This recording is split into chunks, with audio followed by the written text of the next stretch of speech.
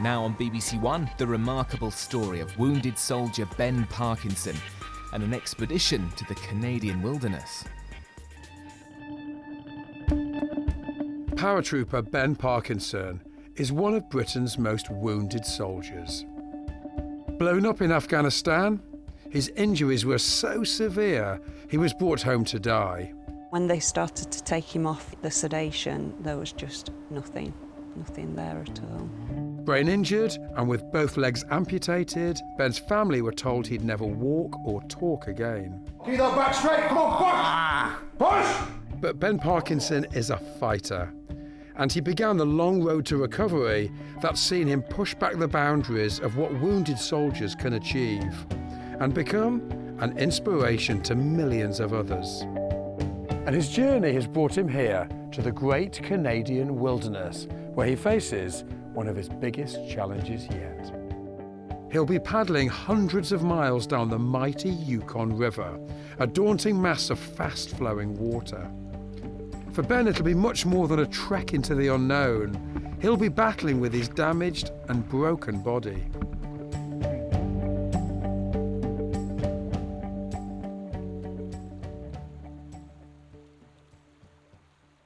There's his pillow.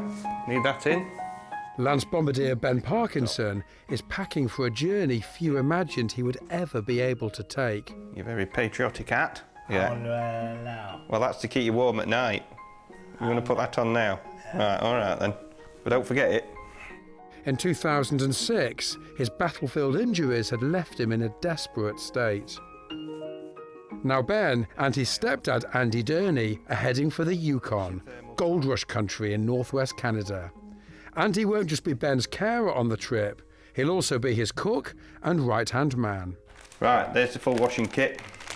Where's Dad? Got him in. Ben and Andy are part of a team put together by the force's charity Pilgrim Bandits. They believe in pushing injured service personnel to their physical and mental limits, recreating the challenges that soldiers face when they were in the military. The Yukon will be a big test for this lad from Doncaster. Not only are there bears and wolves, there's 250 miles of canoeing and a week of wild camping. For a guy with no legs, it's going to be a tough expedition. I'll be joining Ben on the trip. Meeting him, it's clear what he's had to overcome. Who are these people? The brain injury has affected his speech, and there are huge gaps in his memory. So Ben, I understand your nickname was the Big Unit. Apparently. And you look a big unit there. That was many years ago, that one. That was when I was 16 at Harrogate College. I have to say, it's one guy talking to another, but you're quite a handsome boy. That one.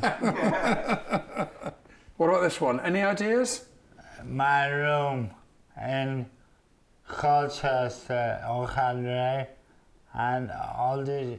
I don't know, Johnny. Do you find it frustrating that you've got lots of your memory that's missing? Yeah, very. Also, my speech, because people easily imagine you're mentally ill and take as a break when you can't talk. That's Afghan, is it? Yeah. Because... But you can't remember this? Nothing. Nothing? Nothing at all. Before or after or nothing? Nothing. I can't remember for years and years before either. But I still remember it's starting to come back slowly. A brilliant set of photos. You know, just looking at these and talking to your mum and Andy, you've made such massive progress since the incident. Have you any hopes and aspirations moving forward? I want to walk without crutches on my own, and I want to become the undisputed heavyweight champion of the world. I have no doubt this gentleman will float like a butterfly and sting like a bee. But once you've conquered the Yukon... And that, I don't know what's going to be harder, the Yukon or the fighting. Ben's certainly not without ambition. His Yukon adventure is just the latest in a long list of epic challenges. He's already skied across the Norwegian Arctic, and he still has the beating heart of a paratrooper inside him. He's completed an astonishing 23 jumps since he was injured. Ben's now a poster boy for wounded soldiers. In 2012, he carried the Olympic torch through his hometown. 12 months later, the big unit got the big call to go to the palace to receive an MBE. But the Yukon is a whole new ballgame. And while most people are taking it easy on a Friday night, Ben's in a warehouse in the south of England, getting the lowdown on what he'll need. So that, your tent, your DOS roll, your thermals, ex-lads should have all their own. The expedition is being led by a group of crack ex-servicemen known as the Pilgrim Bandits. They've served Queen and country all over the globe. Now they're putting their military skills to use, pushing injured soldiers and civvies like me to their absolute limits. We're hoping to be on the water between 7:30 and 8 o'clock. There's always one in there. Yes.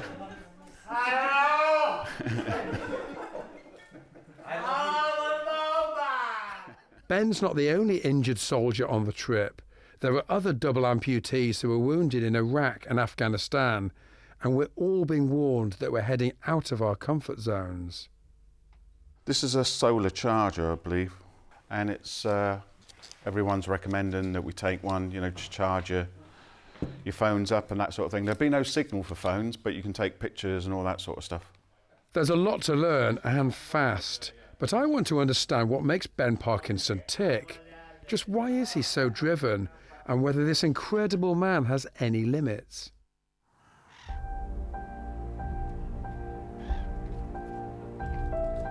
Morning, Ben. You're looking the part. Great. Well, I can see there's a little thumb sticking out the top. How are you, mate? Sleep all right? Amazing. There's your boat. What do you think? Poole Harbour in Dorset isn't exactly frontier land, but after almost a year of preparation, it's the last training exercise before we head for Canada. Here we go. Ben's off already, there's no stopping him. Look at him. Glyn in the back is hardly paddling. It's the open sea rather than a river, but at least we can fine-tune our technique. Right, brilliant. So as you're paddling along, Ben, we're going to try and imagine you've got a punch ball in front of your face, and we're going to try and punch it with your top hand. Does that make sense?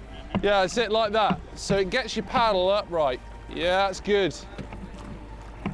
Not always knocking him out there.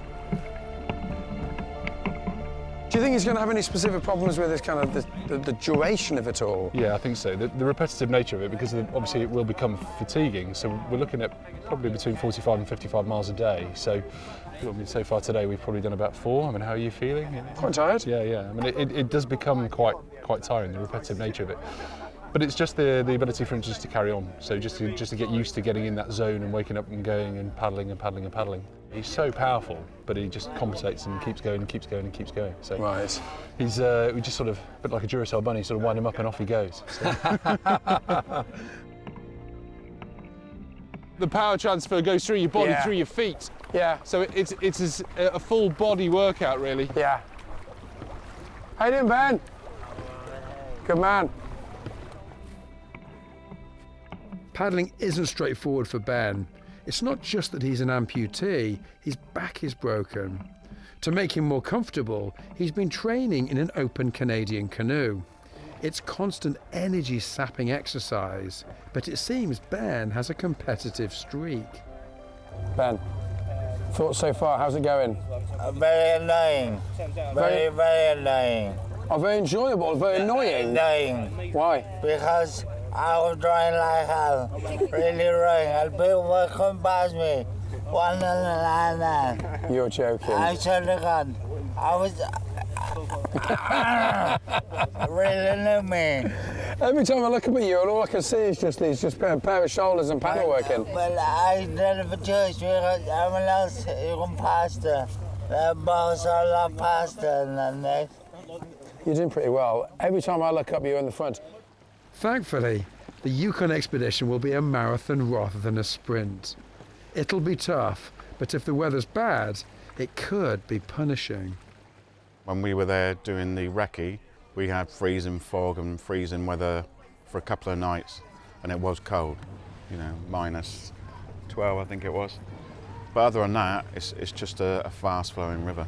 If we get any problems, you can't turn around. The river's just too quick. The Yukon will be a test of all our abilities, and Ben is up for the challenge. Nice one, chaps. I think he still thinks he's got something to prove, and I really don't think that anybody thinks he has got anything to prove.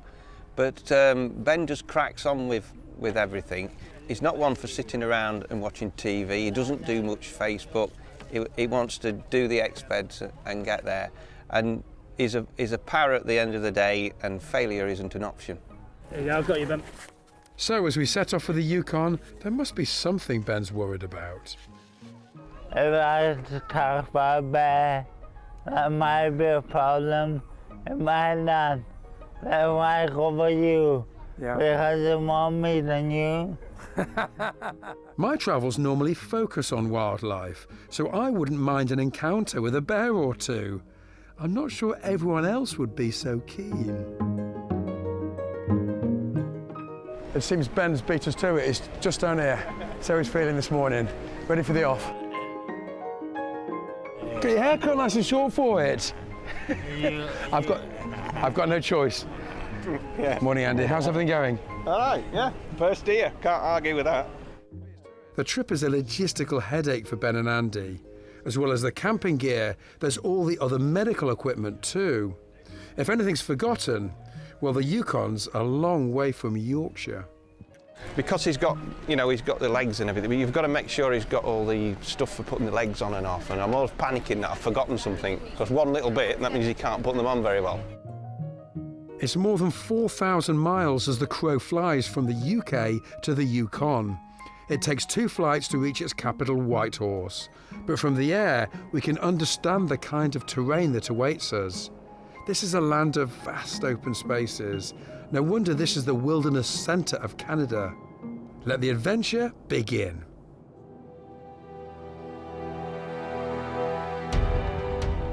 We're planning to join the Yukon River a few hours' drive north of Whitehorse at the small community of Carmacks. If all goes well, 8 days later, we'll reach the former Klondike Gold Rush Centre of Dawson City. That's the idea, but the realities are daunting. At 2,000 miles long, the Yukon is a giant of a river.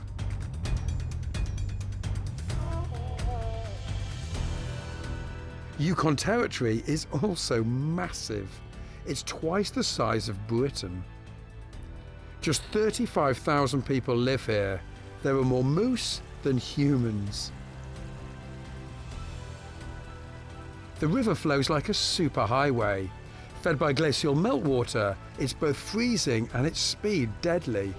We'll all have to be on top of our game. One of the problems when you're on it is because it's like being on a conveyor belt, you just sort of can be a bit blasé about the fact that it's moving really quickly. But in actual fact, you just need to be aware all the time. Never switch off. Assume everything's trying to kill you, you'll be fine. Well, it's the first kayaking day. Everyone's suitably refreshed after their first night under canvas, and it's pretty cold at the moment. We're having our first meeting, everyone getting familiar with who they're going to be kayaking with. I think we're all feeling the same. We want to get on the water and get paddling, but the devil is in the detail. There's so much to sort out before we start to float. You keep yourself dry, you keep yourself warm. Religiously look after your sleeping bag and your clothes to make sure that they are permanently dry. As soon as they get wet, we really struggle to dry them. Most of us are using enclosed kayaks, but because of Ben's back problems, his open Canadian canoe needs a bit of tweaking. These are sort of standard canoes, and because we've got them from the outfitters here in Canada, they're very different to the setup that we've had for Ben when we've been training over in the UK. So the difficulty is we're having to sort of be a little bit Heath Robinson in the way that we set it up. Well, obviously, without legs, stability is a massive issue, and huge. these bags are there just to wedge him in? Yeah, almost, yeah. So it's designed that he can press against it, so when he puts the paddle in, he's able to drive through his stumps, if you like, and it pushes the boat forward, so he's able to transfer the power through his body and then transfer it through the legs and drive the boat forwards. He's a real unit. He's strong and powerful, and therefore he's able to power the boat. Ned at the back will essentially be just trying to keep it